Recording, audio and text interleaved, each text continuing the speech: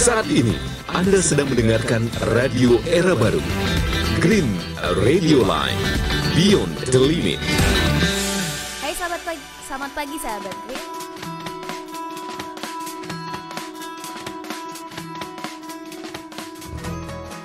Hai selamat pagi sahabat Green, happy weekend nih. Today is Saturday 12/12/2020. Nah, kalau misalnya hari Sabtu 12/12 angka cantik nih ya sahabat Green, akan ada banyak big sale. Tentu saja apakah sahabat Green salah satu yang menantikan hari ini, atau sahabat Green nih akan ada banyak undangan yang datang dan pergi untuk hari ini, atau mungkin sahabat Green ada yang mau nembak atau apa sih gitu kayak gitu. Nah, selamat bergabung juga untuk sahabat Green yang sekarang mendengarkan kita di kanal YouTube Green Radio Line atau di radio website kita di www.greenradioline.id. Hari ini kita punya banyak banget informasi dari lokal, nasional sampai dengan internasional sahabat Green. Nah, mari kita buka informasi yang pertama itu dari lokal, yaitu dari Sumatera. Nah, terjadi rentetan 4 gempa di Sumatera sepekan ini. Dilansir dari Tempo.com sahabat Green, Badan Meteorologi, Klimatologi dan Geofisika atau kita singkat juga dengan BMKG mencatat rentetan gempa di Sumatera sepekan terakhir. Nah, hingga 1 sampai dengan 8 Desember 2020 terjadi gempa signifikan yang dipicu akibat sesar aktif sebanyak 4 kali. Dan aktivitas gempa akhir-akhir ini merupakan fenomena yang wajar karena Sumatera memang memiliki banyak sebaran sesar aktif. Berikut yang disampaikan oleh Daryono, Kepala Bidang Mitigasi Gempa Bumi dan juga Tsunami BMKG, Selasa 8 Desember 2020 lalu. Menurutnya juga 4 kejadian lindu ini adalah gempa Pasawaran di Lampung pada 2 Desember 2020 berkekuatan magnitudo 4,6 dan guncangannya yang dirasakan di Pringsewu, Pasawaran, Natar dan juga Bandar Lampung itu dipicu oleh sesar Semangko Timur.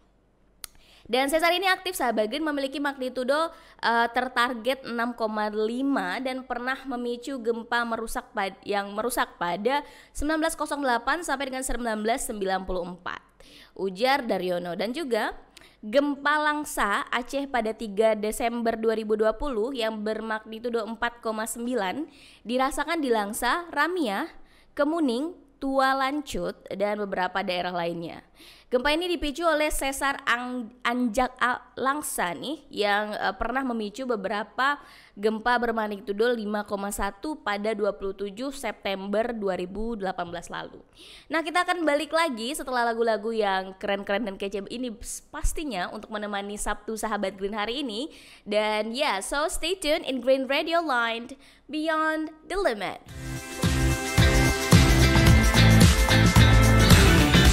Saat ini, Anda sedang mendengarkan Radio Era Baru. Green Radio Line, Beyond the Limit. Saya Amral Ferry, Kepala P3I Sumatera, Kementerian Lingkungan Hidup dan Kehutanan. Di tengah situasi pandemi COVID-19 ini, menghimbau kepada seluruh masyarakat Riau untuk dapat menjaga lahannya dari kebakaran hutan dan lahan. Meskipun kita memasuki musim hujan, kita harus terus waspada dan tetap menjaga lahan dari kebakaran, yaitu dengan tidak membuka lahan dengan cara membakar. Pencegahan kebakaran hutan lebih baik daripada memadamkan kebakaran hutan. Kebakaran hutan dan lahan adalah suatu kejahatan karena dampaknya dapat merusak kesehatan, hilangnya keanekaragaman hayati, dan terganggunya hubungan diplomatik dengan negara tetangga. Oleh karena itu, membakar hutan dan lahan berarti melanggar hukum dan sanksinya dapat berupa pidana, perdata, atau sanksi administrasi. Mari kita cegah kebakaran hutan dan lahan. Kita wujudkan Riau bebas asap, Riau hijau yang bermarwah. Salam tangguh. Anda sedang mendengarkan Radio Era Baru. Green Radio Line, Beyond the Limit. Hai sahabat Green, balik lagi bersama saya Livia Collins di program Bumi Kita yang akan menemani kamu sampai dengan jam 9 di pagi ini nih. Kita masih dengan informasi dari lokal yaitu tentang rentetan 4 gempa di Sumatera sepekan ini. Nah, dilansir dari Tempo.com sahabat Green, gempa Bandar Baru di Sibolangit terjadi di Deli Serdang pada 7 Desember 2020 lalu, yang mana berkekuatan 2,8 dan getaran lindunya yang dirasakan di Bandar Baru diduga pemicunya juga adalah karena sesar aktif di sekitar Gunung Sibayak. Nah, Epicenter gempa ini dekat dengan sumber gempa yang berkekuatan 5,6 pada 16 Januari 2017 yang mana menimbulkan banyaknya kerusakan rumah di sekitaran terjadinya gempa. Dan juga lindu lainnya sahabat Green mengguncang Bukit Tinggi Sumatera Barat pada 7 Desember 2020 lalu dengan magnitudo 4,8 dan getarannya dirasakan di Pasaman, Payakumbuh, Bukit Tinggi dan juga Padang Panjang. Gempa ini dipicu sesar Siano yang merupakan bagian dari segmen sesar besar di Sumatera. Berikut yang disampaikan oleh Daryono. Sesar itu memiliki magnitudo bertarget 7,4 dan pernah memicu gempa yang merusak pada 1922 dan juga 1926. Nah, kegempaan akibat sesar itu merupakan gempa kerak dangkal yang mana pusat dari sumber gempanya berada di darat dan berkedalaman sumber yang dangkal serta dekat dengan pemukiman penduduk. Dalam banyak kasus gempa yang terjadi akibat sesar aktif dengan kekuatan kurang dari 5,0 dapat menimbulkan kerusakan. Berikut juga yang disampaikan oleh Daryono selaku pembicara dari BMKG sendiri sahabat Green. Nah, BMKG juga meminta warga tidak mengabaikan keberadaan jalur sesar aktif di daerahnya masing-masing. Nah, jadi untuk sahabat Green dituntut juga untuk berhati-hati dan senantiasa melihat atau mencek situs-situs tentang berita-berita konvensional. Dan yang mana sahabat Green jalur sesar itu dapat dilihat dari peta tektonik sesar aktif. Dan sebagian jalur sesar lainnya diakuinya memang terdapat yang belum terpetakan, ada yang belum terpetakan. Dan selain itu BMKG juga mengingatkan pentingnya rumah yang tahan gempa sebagai upaya mitigasi kebencanaan, terutama bagi warga yang tinggal di dekat sumber gempa sendiri. Nah sahabat Green, kita akan balik lagi dengan informasi dari nasional tentunya, so stay tuned in Green Radio Line Beyond the Limit.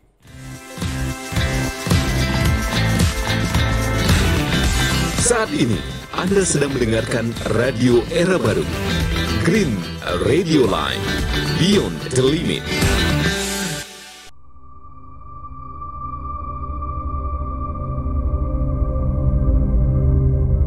Sahabat Green, tahukah Anda? Dari studi komparatif global mengenai reformasi tenurial hutan Pusat Penelitian Kehutanan Internasional, para peneliti CIFOR membagi reformasi tenurial dalam 3 kelompok. Pertama, kelompok adat atau status lahan informal. Kedua, reformasi yang memberi peruntukan lahan hutan kepada masyarakat secara temporer. Dan ketiga, kepemilikan dan kepemilikan penuh, di mana masyarakat mendapat hak milik permanen atas lahan. Reformasi tenurial, khususnya pada model kepemilikan penuh, menurut ilmuwan senior CIFOR, Anna Lersand, memberi banyak manfaat bagi masyarakat. Bagi kelompok dengan klaim adat atau klaim historis atas sebuah kawasan, bisa mendapat status lahan sendiri merupakan langkah besar. Hal ini bisa sangat bermakna dan lebih memberi keamanan jangka panjang. Walaupun sebagian besar masyarakat memandang status lahan formal merupakan langkah untuk meningkatkan hidup mereka. Lebih lengkapnya, cek situs Dering Berita Kehutanan. Dikelola oleh Pusat Penelitian Kehutanan Internasional CIFOR. Saat ini, Anda sedang mendengarkan Radio Era Baru. More green, more sustainable. Saya Olivia Collins di program Bumi Kita yang akan menemani sahabat Green sampai dengan jam 9 pagi ini. Nah, informasi selanjutnya kita punya dari nasional, masih tentang gempa bumi nih sahabat Green dan informasi terkait hal itu. Nah, BMKG menyampaikan di liputan6.com bangunan tahan gempa menjadi satu kunci keselamatan. Seperti yang sudah kita sampaikan tadi nih sahabat Green. Nah, gempa juga berkekuatan di 4,2 pada Jumat lalu, yaitu 11 Desember 2020 pada pukul 5.51 waktu Indonesia Barat terjadi juga di Brebes, Kuningan, serta Cirebon yang mana memicu kerusakan bangunan nih sahabat Green. Dan karena itu Badan Meteorologi dan Klimatologi Geofisika atau kita singkat juga dengan BMKG menegaskan bahwa bangunan tahan gempa menjadi kunci keselamatan saat terjadi bencana. Nah, untuk sahabat Green yang sedang ingin membangun rumahnya atau sudah memiliki rumah di salah satu tempat yang beresiko gempa, mungkin bisa mempertimbangkan nih untuk bangunan yang tahan gempa. Nah, ini sebuah pelajaran terpenting yang dapat kita ambil bahwa bangunan tahan gempa adalah kunci keselamatan yang paling utama dalam menghadapi gempa bumi, sehingga cepat atau lambat kita harus merealisasikannya jika ingin selamat dari gempa. Berikut yang disampaikan oleh Kepala BMKG bidang tsunami nih, Daryono di Jakarta Jumat lalu. Laporan dari masyarakat juga menunjukkan guncangan paling kuat akibat gempa tersebut dirasakan di Kecamatan Cibingbin, Kabupaten Kuningan yang terjadi mencapai 4 mmi, sehingga wajar jika kerusakan bangunan rumah paling banyak terjadi di wilayah ini sendiri. Nah, laporan juga mengenai dampak dari gempa ini dari BPBD Kuningan menunjukkan bahwa tidak ada korban jiwa akibat gempa. Namun demikian, ada kerugian material di Desa Cipondok, Kecamatan Cibingbin, sebanyak 4 unit rumah rusak sedang, 19 unit rumah mengalami rusak ringan, dan 2 unit fasilitas umum, yaitu Puskesmas Terpadu dan juga Gedung Posyandu mengalami rusak ringan.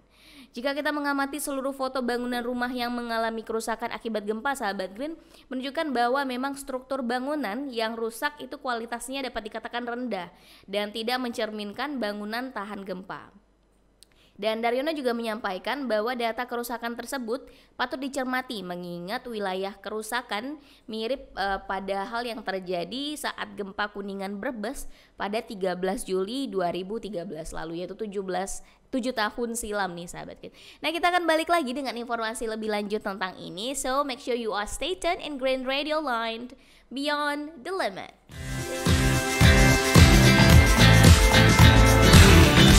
Saat ini Anda sedang mendengarkan Radio Era Baru, Green Radio Line Beyond the Limit.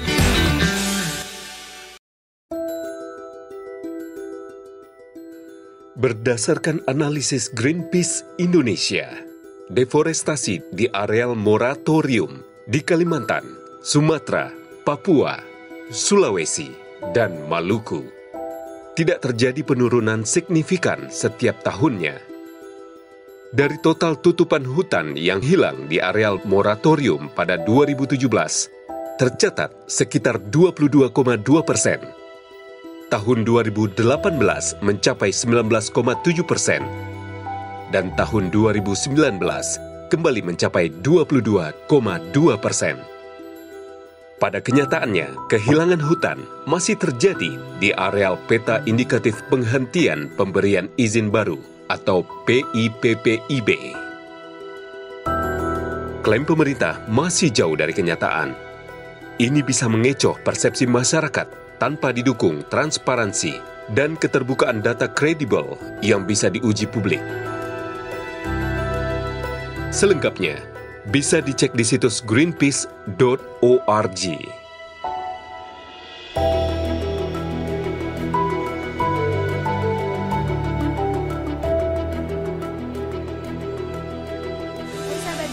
Bersama saya Livia Collins di program Bumi Kita yang akan menemani sahabat Green sampai dengan jam 9 di pagi ini. Nah, kita masih punya informasi tentang gempa bumi nih sahabat Green yang terjadi di Brebes, Kuningan.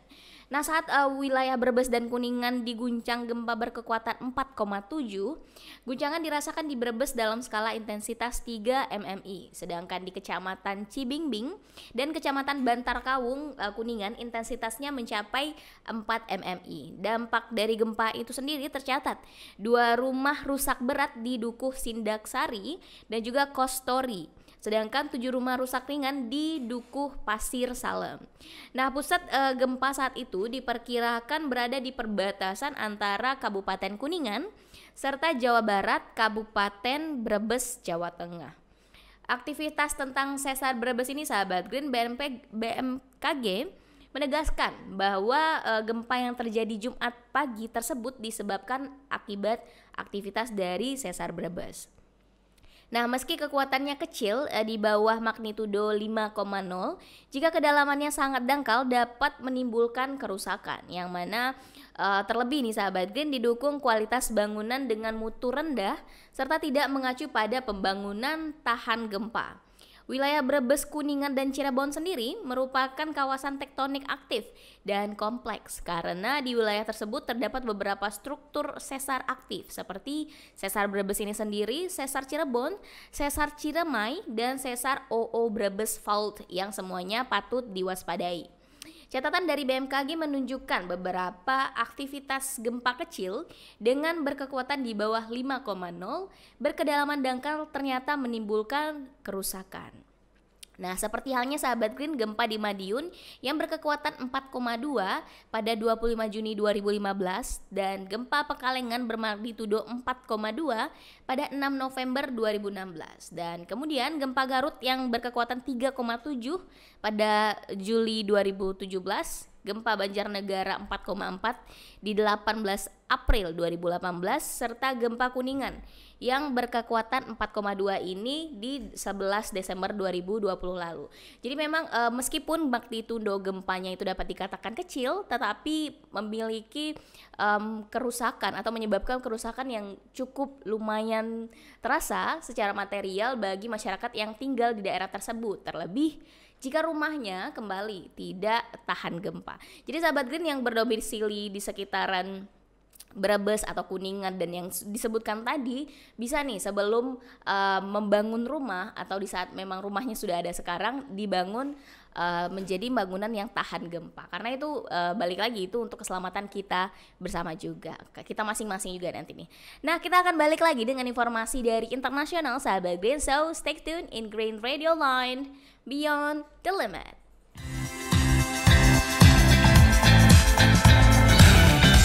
Saat ini, Anda sedang mendengarkan Radio Era Baru, Green Radio Line, Beyond the Limit.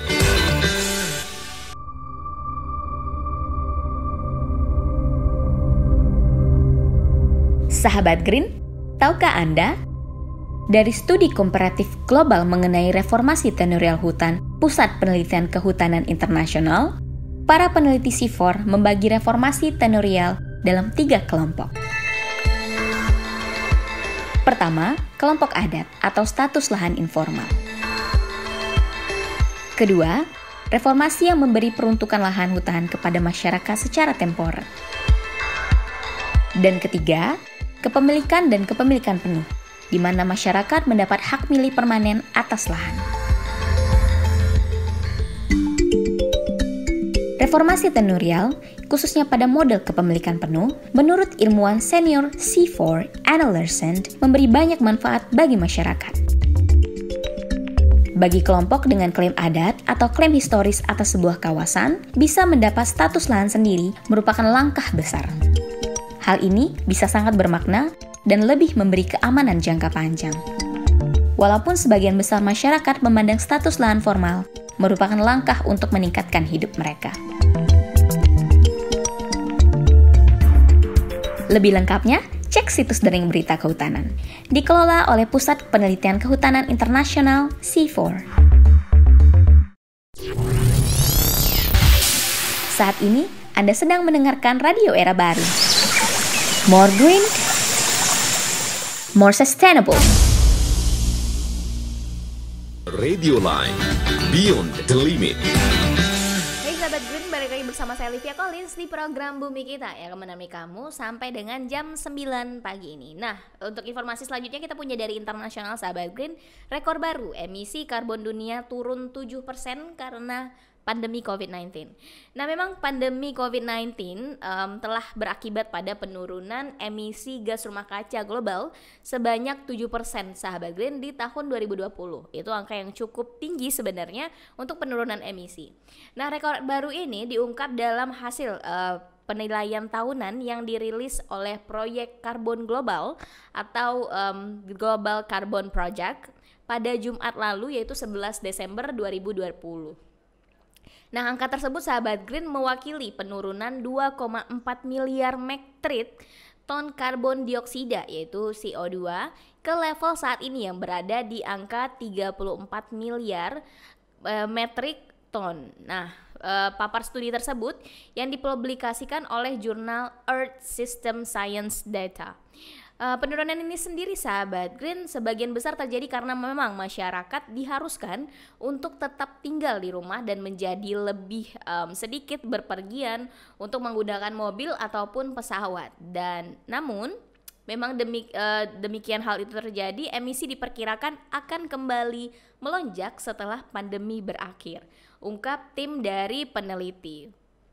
Data juga menunjukkan transportasi dapat menyumbang sekitar 1/5 dari emisi CO2 yang merupakan gas perangkap panas buatan manusia yang paling utama di bumi. Karena jika emisi karbon itu terus naik, lapisan ozon akan menipis, pemanasan global akan semakin menjadi-jadi, dan akibatnya akan banyak sih kalau misalnya kita paparkan satu persatu. Mungkin sahabat Green juga udah paham tentang ini sendiri.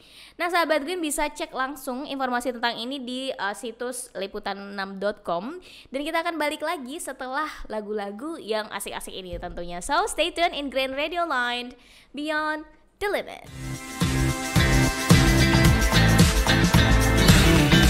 Saat ini Anda sedang mendengarkan Radio Era Baru, Green Radio Line, Beyond the Limit.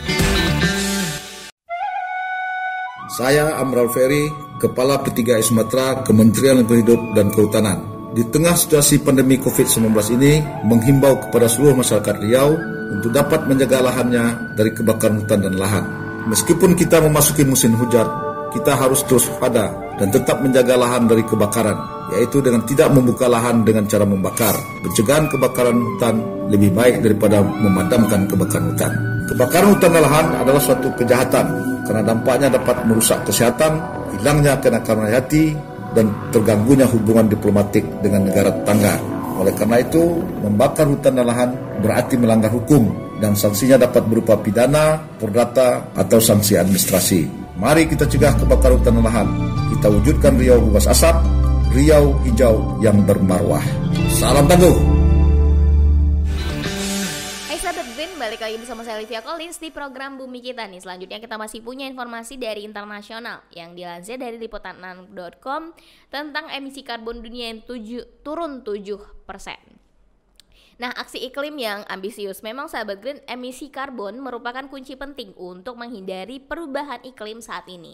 Solusinya adalah mesin penghisap karbon nih di Swiss bisa menjadi salah satu solusi untuk menahan laju perubahan iklim. Bahkan dengan rekor penurunan ini, dunia masih melepaskan rata-rata 1075 metrik ton CO2 ke atmosfer setiap detiknya. Dan tren emisi jangka panjang akan sangat dipengaruhi oleh bagaimana negara-negara menjalankan rencana pemulihan pandemi mereka. Papar para ilmuwan dalam studi yang dilansir dari dikutip dari Xinhua pada Sabtu lalu.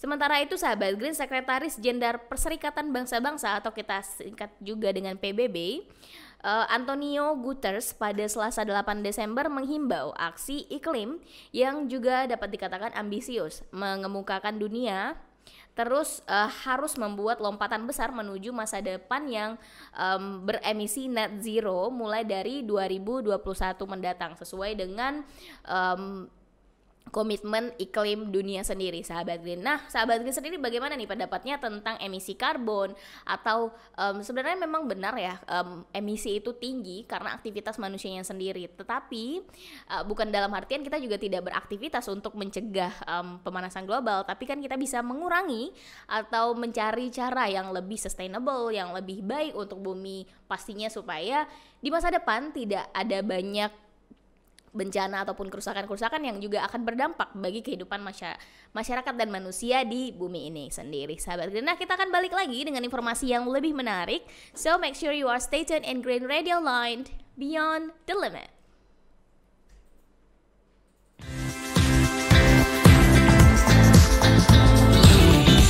Saat ini Anda sedang mendengarkan Radio Era Baru, Green Radio Line, Beyond the Limit.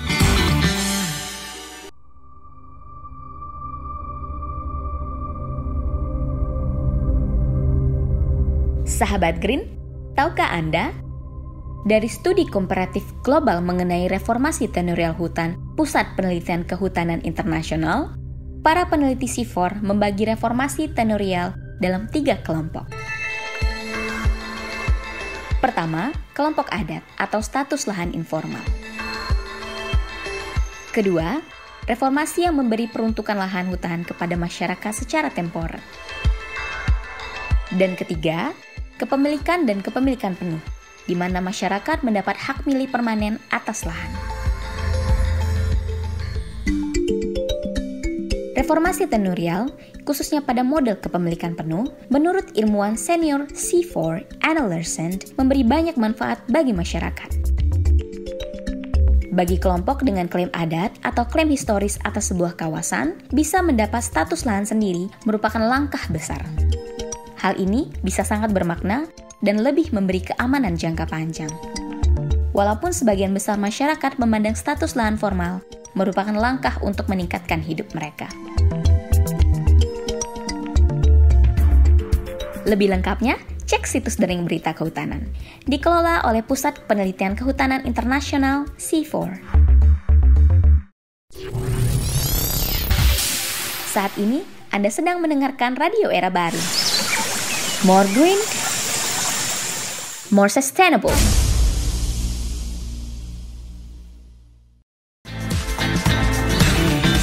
Saat ini, Anda sedang mendengarkan Radio Era Baru, Green Radio Line, Beyond the Limit. Now you're still listening Green Radio Line with me, Livia Collins, in Bumi Kita program. So the next we have the international news from Greenpeace International. As the European governments meet the EU councils, Greenpeace set up a hot air balloon nearby by saying, "What planet are you on?" to highlight the EU politicians' failures to act on the climate justice. And Greenpeace is demanding less hot air, no more empty words, and we need a real actions on the climate crisis to meet the Paris Agreement and fight for a livable planet before it is too late. So the world leaders say that 2 degrees Celsius is a realistic target, but we say it's 1.5 is not negotiable. To join the Friday for Futures movement, you can also fight for 1.5 by check the link on the Friday for Futures website or social media. And also you can check more about these issues probably on the Greenpeace social media. And we will come back again. We will back to you after the great songs that we have. So make sure you are stay tuned in Green Radio Line, Beyond the Limit.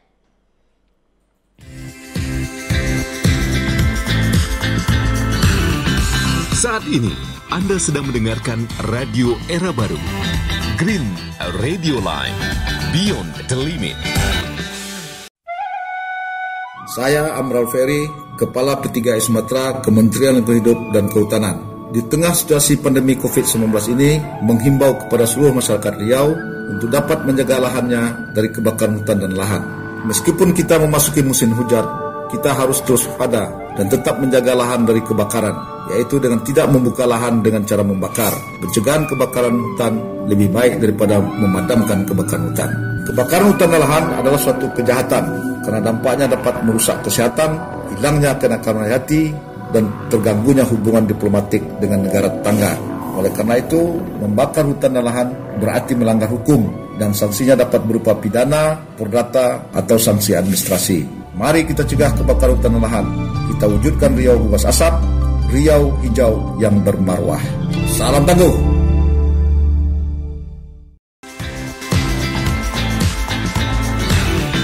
Saat ini, Anda sedang mendengarkan Radio Era Baru, Green Radio Line, Beyond the Limit.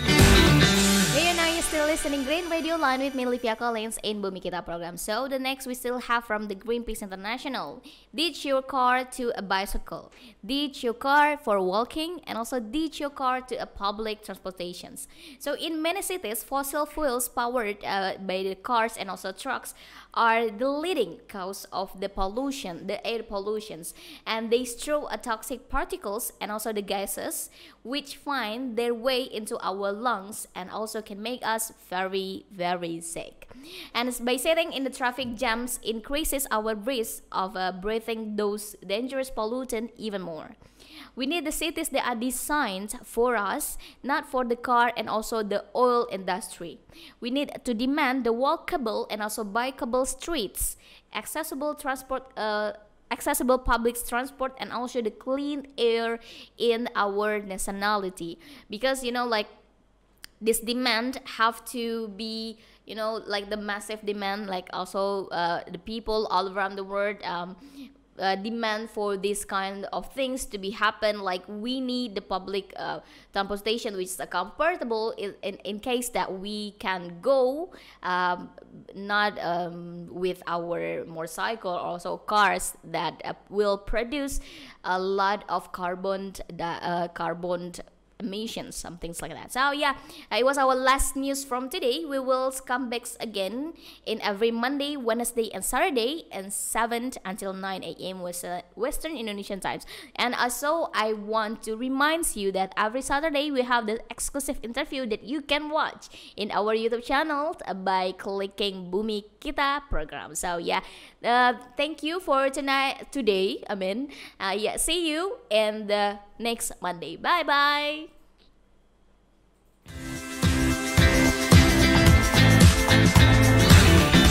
Saat ini Anda sedang mendengarkan radio era baru, Green Radio Line, Beyond the Limit.